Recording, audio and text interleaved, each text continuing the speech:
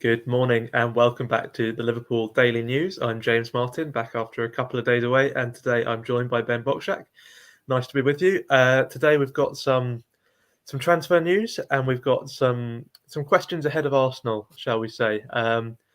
We'll briefly start before we dive into them with just kind of a quick look back rather than a look forward, because it affects the Arsenal question. We saw a change in formation against Rangers in the Champions League, and of course it worked out quite well, got the win. Ben, how much do you think that was to do with the formation, and how much do you think we have to kind of temper expectations because it was Rangers? Yeah, I think it's the fact that it was Rangers, I think obviously helped a lot.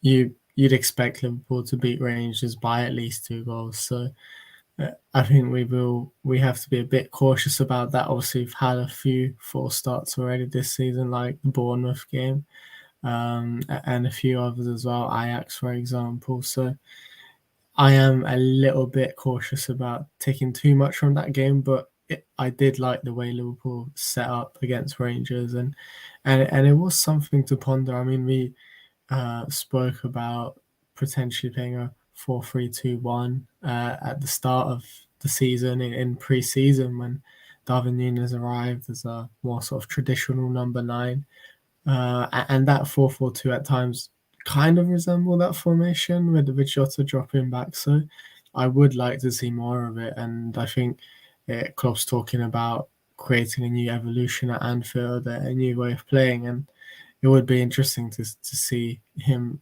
trial this formation more. But I don't know if Arsenal is the game where you want to be taking those kind of risks. Yeah, well, that's what we'll come to now, because I suppose that's the question on everyone's lips at the moment. And of course, please, everyone, to let us know what you think in the comments. We'll pull up any good ones and discuss them. It's I think probably the biggest talking point among Liverpool fans at the moment. Do we go for that 4-4-2 or 4-2-3-1, whatever you want to call it, against Arsenal? I think it's been presented to the players as a 4-4-2 by the sounds of things. They mentioned it in the post-match interviews afterwards and described it in that way. They all seemed quite fond of it, actually. A lot of them sort of credited the formation change for the upturn. But as you say, Arsenal is a tough test, certainly a tougher test than Rangers. So what would you be doing if you were in Klopp's shoes? Would you be reverting or would you be sticking with that formation? I think I would stick with the formation, actually, even though I said it's a risk. I think based on the last few games, Liverpool have played in their sort of traditional 4-3-3. I mean, nothing can be as bad as that. So I would just stick with this new formation and see how it goes and take the gamble, because at this point Liverpool do need to gamble a little bit, and they do need to be a bit more adventurous and high risk, high reward type of thing. So that's what I would go for. Absolutely. Kumar makes a good point as well. He says, I believe we should keep the same system against Arsenal. I would keep Firmino as 10, Salah on the right, and Núñez up front, Jota on the left. Jota always fires against Arsenal. I don't know necessarily about that choice of personnel. You'd think maybe there needs to be a place for Diaz in there somewhere.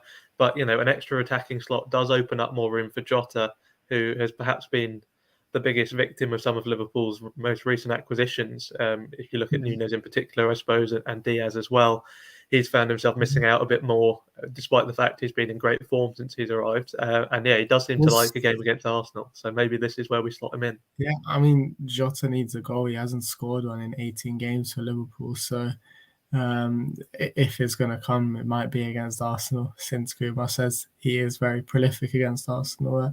And it would do, I think, a world of good for his confidence, because an 18 games without a goal is at what point does that become a concern? I think that's the question you have to ask. And I think obviously he scored for Portugal, but he hasn't really done it in a Liverpool shirt. And at the same time, you have Firmino, who's coming to the end of his contract, firing on all cylinders really, and being in great form. So I think maybe Jota hasn't necessarily just suffered from the new arrivals, but also just from his lack of form, really.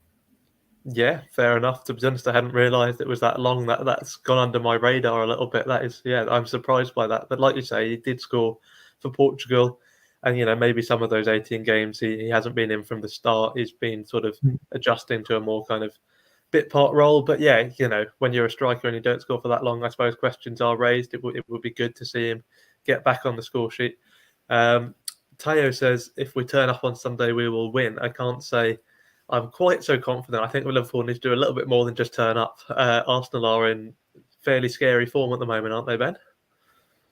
Yeah, they are. They look good going forward. They have the kind of team who I think could exploit Liverpool, but and at the same time, they look solid defensively as well. So there's not that much to be exploited there for Liverpool as well.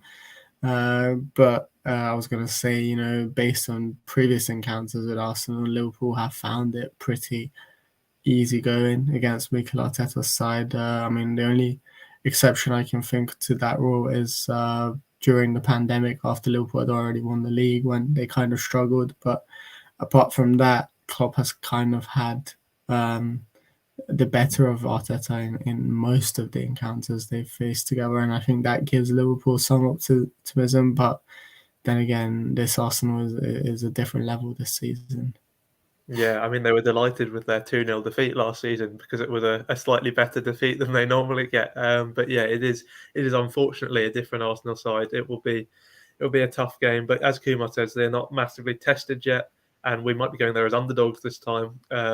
So yeah, maybe that will play into Klopp's hands. It'll be an interesting game, I think. It'll be a good test for both sides where they're at, whether Arsenal genuinely have those title credentials and whether Liverpool's worries are really as bad as everyone seems to think they are. I think it'll be a good test of both of those things. But we'll move on to our next talking point, which is what everyone wants, transfer news. Kamaldeen Sulemana has been linked. I know you know a decent amount about him, Ben, so I'll basically just throw this straight over to you. But what do you make of him? I really like him. I think he's a really talented guy.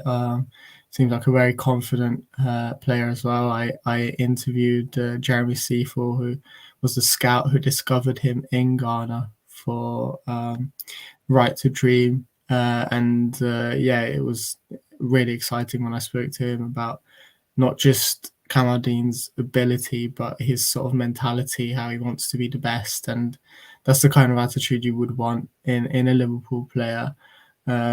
Obviously, since he's gone to Rennes, he's done well, but he's struggled with injuries, which have kind of sort of halted his progression. But I think based on, if you look at the minutes he's played and the output he's putting in for Rennes, it's still really impressive. And I think he's someone to watch for Ghana at the World Cup as well. And obviously he's extremely young. And in terms of his playing style, especially when I watched him at Norgeland, he just really reminded me of sort of young Sadio Mane, the way he latches onto the ball, his speed, his dribbling as well. He's honestly a fantastic player. Yeah, not the first time I've heard that sort of next Mane tag applied to him. So interesting to hear you say that as well.